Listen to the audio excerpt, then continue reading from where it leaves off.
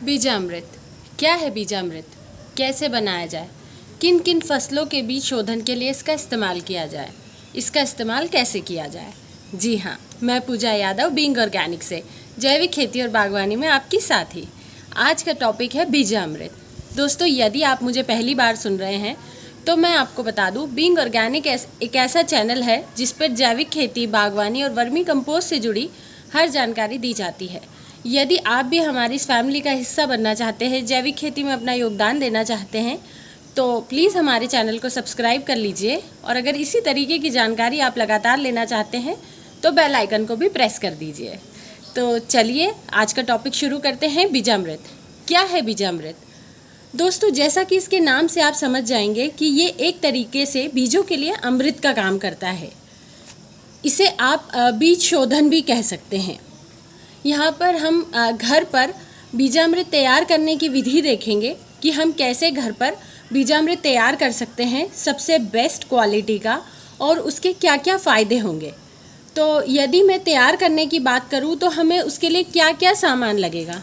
दोस्तों, सामान वही लगेगा जो हर किसान के घर में बड़ी आसानी से उपलब्ध हो जाता है। तो नोट कर लीजिए, यहाँ पर जो जानकारी मैं बता रही हूँ वो 100 किलो बीज को शोधित करने के लिए मैं बता रही हूँ। 100 किलो जो बीज है उनका उपचार करने के लिए बता रही हूँ। तो जी, बीजामृत का मतलब ही ये हुआ कि हमें बीजों का शोधन करना है जैविक तरीके से, उन्हें हमें ट्रीट करना है जैविक तरीके से। तो उसके लिए आवश्यक सामग्री आपकी हो जाएगी 100 किलो बीज के शोधन के लिए है ये क्वांटिटी।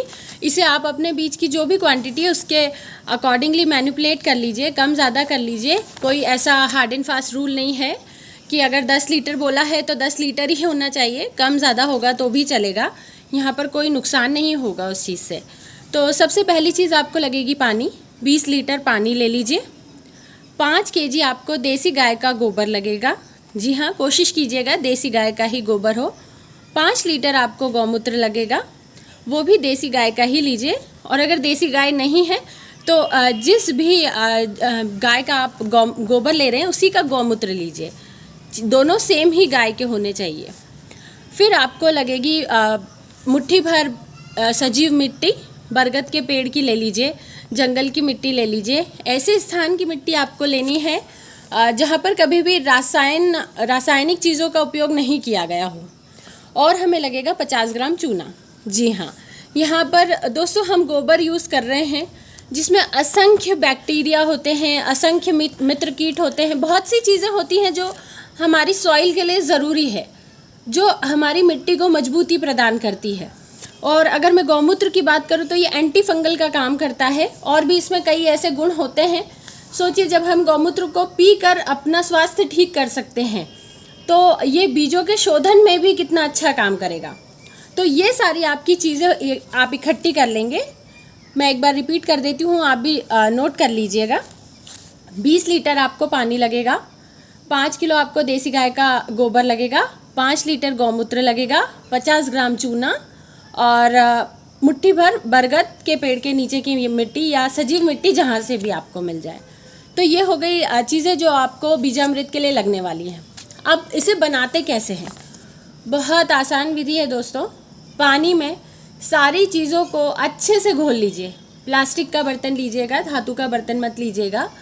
प्लास्टिक की बकेट में सारी चीज़ों को डाल दीजिए पानी में, और अच्छे से डंडे की सहायता से, लकड़ी के डंडे की सहायता से घड़ी की सुई की दिशा में घुमाकर उसे मिक्स कर लीजिए। 24 घंटे के लिए किसी भी कपड़े या टाट की बोरी से इसे ढककर छोड़ दीजिए। 24 घंटे बाद आप इसका इस्तेमाल कर सकते हैं। आपका जो बीजामृत है वो तैयार हो चुका है। ये तो था बहुत ही आसान तरीका इसे बनाने का। अब इसे उपयोग कैसे करना है? फ्रेंड्स, जो भी आपके बीज हैं उन्हें आप अच्छे से उनके ऊपर इसका छिड़काव कर दीजिए। छिड़काव इन द सेंस सिर्फ ऊपर ऊपर नहीं करना है। छिड़काव इस तरीके से करना है कि हर बीज पे इसका लेपन हो जाए, हर बीज पूरे तरीके से बीजामृत से कवर हो जाए, कोई भी बीज छूटे ना। इस तरीके से आपको हर बीज के ऊपर अच्छे से छिड़क कर और कवर कर देना है अपने बीजों को। बस ये सिंपलेस्ट मेथड होता है इसे यूज़ करने का। आपने सारे बीजों को भिगो दिया, गीला कर लिया इससे, और 2 घंटे के लिए छायादार स्थान पर आप इसे सुखा दीजिए। 2 घंटे बाद आपका बीज पूरे तरीके से तैयार है उपयोग करने के लिए। अच्छा, अगर आपने नर्सरी तैयार की है, पौध तैयार की है, तो उसके लिए आपको क्या करना है, अपनी पौध को लेना है और जो बीजामृत है उसकी पौध की जड़ों को उस बीजामृत में अच्छे से डुबोना है। अच्छे से डुबो के उन्हें भी थोड़ी देर के लिए सूखने के लिए छोड़ देना है और फिर इसको रोप देना है। दोनों प्रोसेस सेम है। सॉरी, बस जो रोप है उसमें आपको जड़ को भिगोना है बीजामृत में और रख देना है। जैसे ही थोड़ा वो स्टेबल हो जाए उसके बाद आप उसकी रुपाई कर दीजिए। बस इसी तरीके से आप किसी भी बीज, चाहे आपका धान हो, गेहूं हो, मक्का हो, सब्जियों के बीज हो, दलहनी फसलों के बीज हो, आप किसी भी बीज को बीजामृत, देसी बीजामृत से आप उपचार कीजिए। दोस्तों, नॉर्मली आप जब मार्केट से बीज उपचार करने के लिए, ट्रीटमेंट करने के लिए लेकर आते हैं, उस पर रेशो देखिएगा। जर्मिनेशन रेशो आपके बीज का क्या बताया जाता है, 70 से 75% तक। हालांकि उतना कभी भी होता नहीं है जो मार्केट से आता है आपका। और जब आप प्रैक्टिकली इस बीजामृत से अपने बीजों का उपचार करेंगे, आई गारंटी यू कि 90 से 95% तक का जर्मिनेशन आपको इजीली मिलेगा, बिना किसी परेशानी के। आपको 90 से 95% तक का जर्मिनेशन मिलेगा। अच्छा, कई बार ऐसा होता है कि किसान भाइयों को देसी बीज नहीं मिल पाते हैं।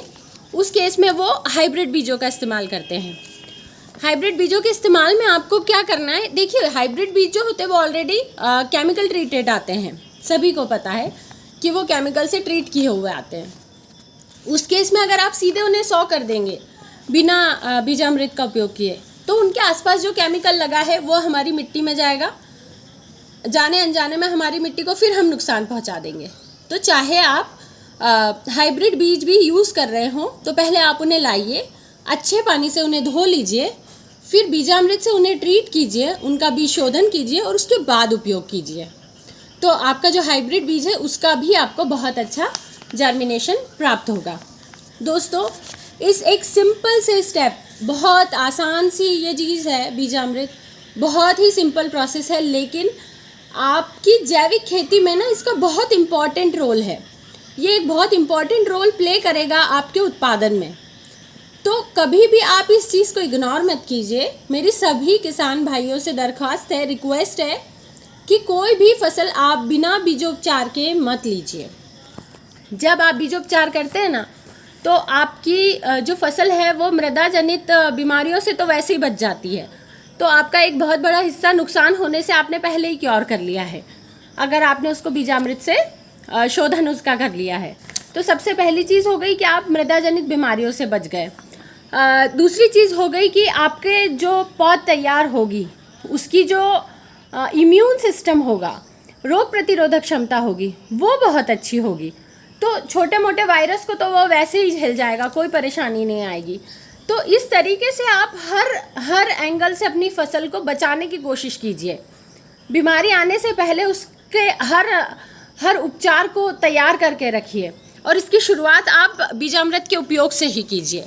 तो अगली फसल आप जो भी लें, चाहे वो दलहनी फसल हो, चाहे वो धान हो, गेहूं हो, सब्जी की फसल हो, आप उसे बीजामृत से ज़रूर शोधित कीजिए। और उसके बाद जो आपको रिजल्ट्स मिलते हैं वो आकर आप नीचे कमेंट बॉक्स में बताइए। जब आप लोग बताएंगे, आप अपने एक्सपीरियंस जैविक खेती में शेयर करेंगे, तभी दूसरे लोग प्रभावित होंगे। और जब दूसरे लोग प्रभावित होंगे तभी वो भी जैविक खेती की शुरुआत करेंगे। तो मेरी आपसे रिक्वेस्ट है कि प्लीज़ अगर आप जैविक खेती करते हैं, बीजामृत का उपयोग करते हैं, तो कमेंट बॉक्स में आकर बताइए कि हाँ, हम इसका उपयोग कर रहे हैं और इसके रिजल्ट्स वाकई बहुत अच्छे हैं। तो ये बात हो गई दोस्तों कंप्लीट बीजामृत के बारे में, कैसे बनाया जाता है, कैसे उपयोग किया जाता है, किन किन फसलों पर किया जाता है।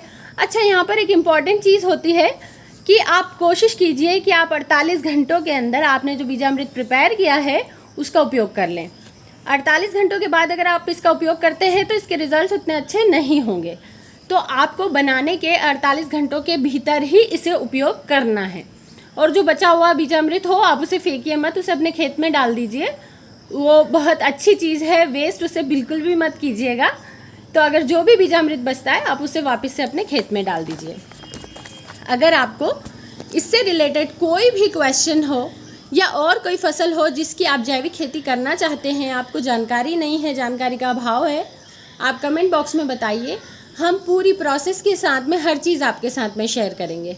और दोस्तों, यदि वीडियो पसंद आए तो अपने फ्रेंड्स के साथ शेयर करना मत भूलिएगा। Thank you.